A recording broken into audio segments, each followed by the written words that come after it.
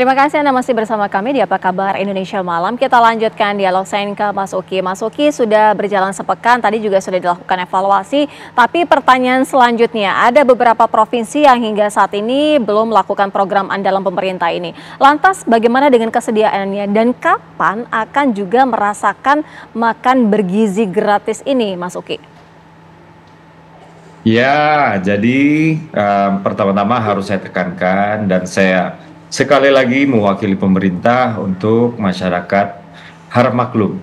Ya, jadi program ini adalah program universal dan untuk mencapai keseluruhan, sekali lagi keseluruhan ya, tidak pandang bulu status sosial ekonominya, keseluruhan ibu hamil, keseluruhan ibu menyusui, keseluruhan balita, anak SD sampai dengan lulus SMA. Nah, ini kan sebenarnya kita membutuhkan waktu sekitar 4 sampai dengan 5 tahun atau sampai dengan 2029.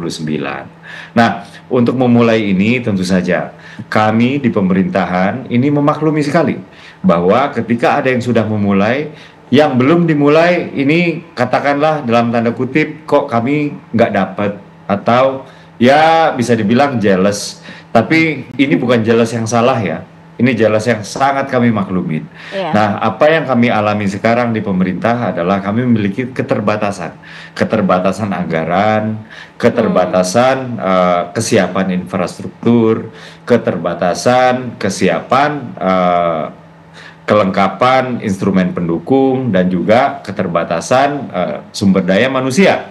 Nah, dari apa yang kami lakukan itu adalah semua yang sudah siap mohon untuk segera dimulai, jangan biarkan rakyat menunggu. Nah, sementara semua yang belum siap atau mereka-mereka yang belum siap, kami minta untuk segera dikebut. Apa yang dibutuhkan, minta ke kami untuk segera supaya bisa segera mulai. Nah, tapi kan untuk mulai itu kan nggak sembarangan. Ada standar-standar yang harus dipenuhi.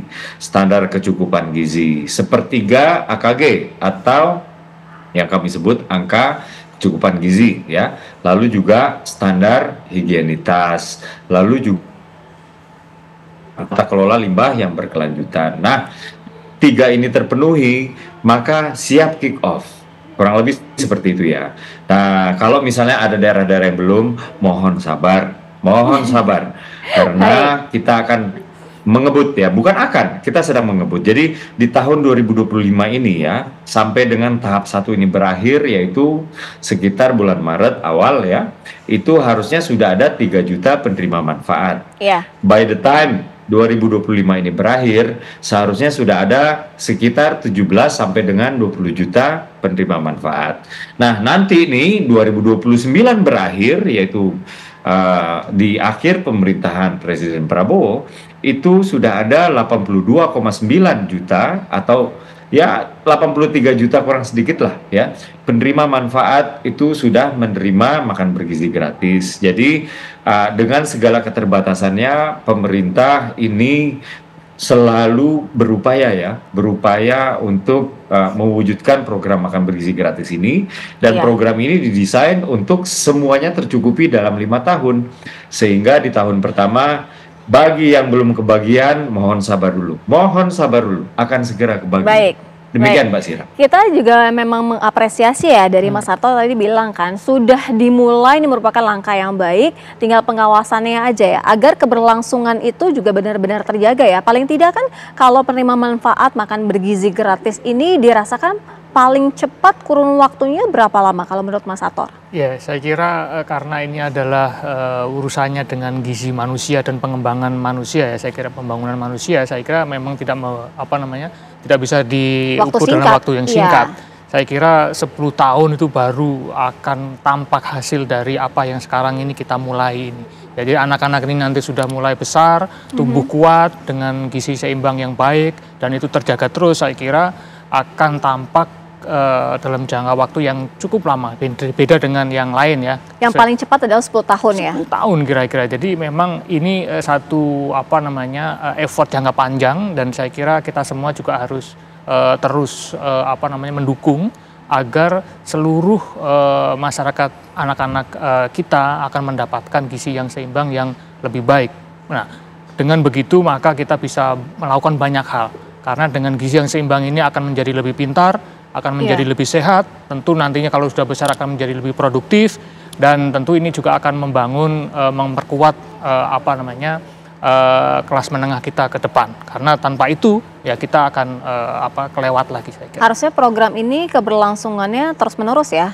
Tidak jangka waktu tertentu begitu ya? Ya, tidak. Ini harus mulai saat ini dan selamanya. Saya kira harus terus berjalan. Saya kira tadi langkah-langkah awal yang nanti ketika akhir masa kepemimpinan Presiden Prabowo menjadi 80 juta penerima dan sebagainya, satu hal yang luar biasa dan ini harus terus dilakukan mulai saat ini dan selamanya. Saya kira gitu, agar generasi kita mulai mendapatkan asupan gizi yang baik dan akan mendatangkan prestasi-prestasi yang mungkin kita tidak bayangkan sebelumnya. Saya ada evaluasi tertentu, misalkan daerah-daerah yang tadinya mungkin kategori bergizinya itu berbeda dengan daerah-daerah seperti kota metropolitan, provinsi yang besar.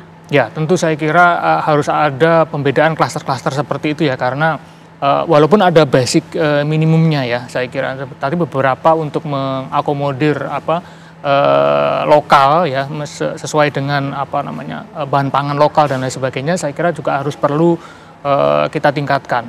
Di daerah-daerah lain mungkin tidak makan nasi gitu ya, mungkin di daerah-daerah lain mungkin lebih ke sagu dan lain sebagainya. Itu yang harus kita lihat, jadi tidak harus nasi. Dan mungkin saya kalau boleh mengusulkan porsi dari nasi pun juga mungkin harus dikurangi ya, agar lebih banyak kepada gizi yang lain. Selama ini kalau misalkan kita kebanyakan nasi tentu akan ada karbohidrat kebanyakan, termasuk glukose juga kebanyakan dan lain sebagainya. Tapi saya kira pemerintah sudah mempertimbangkan itu dan ini satu hal yang kita patut apresiasi dengan baik, saya kira. Mas Uki, ada tidak evaluasi tertentu kepada SPPG sehingga apa yang tadi menjadi catatan dari Mas Ator ini juga bisa menjadi catatan penting ke depannya untuk evaluasi lebih lanjut? Iya, harus diakui ya, ada SPPG yang ketika membagikan makanan itu agak terlambat. Dan itu dikarenakan memang setelah kami selidiki, karena memang juru masak, ya, juru penghidang, dan lain-lain, itu di dalam SPPG-nya memang orang-orang yang baru mulai. Gitu. Jadi ketika mereka sudah mengerjakan hal yang sama setelah 2 bulan, setelah 3 bulan, menuang menu ke dalam satu tray itu bisa saja memakan waktu lebih lama ya, ketika dibandingkan dengan orang yang sudah jauh lebih lama melakukan hal yang serupa. Jadi kami sudah menerima laporan ya bahwa di Pontianak misalnya itu ada keterlambatan ketibaan makanan selama kurang lebih 30 sampai 40 menit lah. Gitu ya, kurang lebih setengah jam ya. Dan kami juga sudah menerima laporan bahwa anak-anak tersebut ada yang sudah terlalu lapar akhirnya jajan ke kantin gitu ya. Ini mohon maaf lagi, pemerintah harus mengakui kekurangan tersebut. Dan setelah kami selidiki ya, karena pemerintah pasti langsung melakukan penyelidikan ya soal itu, dan ketika kami selidiki ternyata memang juru masak, juru tuang ya, juru tuang ini maksudnya yang memindahkan masakan tersebut ke dalam tray-tray penghidangan, itu memang masih baru dan masih membutuhkan waktu, sehingga yang kalau misalnya kita bandingkan dengan yang paling pertama ya, SPPG itu kan di Sukabumi ya. Nah di Sukabumi itu hal yang dilakukan di tempat baru yang misalnya itu membutuhkan waktu 3 menit, di Sukabumi itu bahkan nggak nyampe 1 menit gitu. Jadi ini adalah soal waktu saja, dan kekurangan-kekurangan apa yang terjadi, terlaporkan, termediakan, terberitakan di sosial media itu pasti kami pantau, dan kami juga bukan hanya memberitakan soal hal yang baik-baik ya, karena hal yang tidak baik soal MBG ini pasti kan tersebar di sosial media ya. Iya, betul. Dan itu pasti kami selidiki. Ada yang kami selidiki ternyata beritanya salah. Nah ini ada 2 nih, misalnya ketika di Palembang disangka menunya hanya tahu dan tempe. Nah ternyata orang yang menolak atau siswa yang menolak makan itu hanya 1 orang, karena dia mengira menunya hanya tahu dan tempe, dan setelah diselidiki itu menunya bukan tahu dan tempe tapi ikan gabus dan tempe. Nah ikan gabus tersebut bentuknya seperti tahu, sehingga dia salah kira. Atau yang kedua, ketika disangka ada yang meninggal setelah makan MBG. Nah, ini di salah satu kantor berita nasional, kemudian kita cek, ternyata di sini adalah pemberitaan yang salah, sehingga kantor pemberitaan tersebut minta maaf kepada publik. Jadi kami memantau terus. Ketika berita itu benar, kami pasti langsung bertindak dan pasti langsung melakukan perbaikan-perbaikan. Demikian Mbak Sira. Baik, terima kasih Mas Uki. Semoga lancar-lancar ke depannya. Terus semangat, semoga juga pemerataan ini bisa dilakukan secepatnya. Sekali lagi kita mengapresiasi, tinggal bentuk pengawasan yang saja yang dilakukan. Terima kasih Mas Uki, terima kasih Mas Sator sudah berbagi bersama kami di Apa Kabar Indonesia Malam.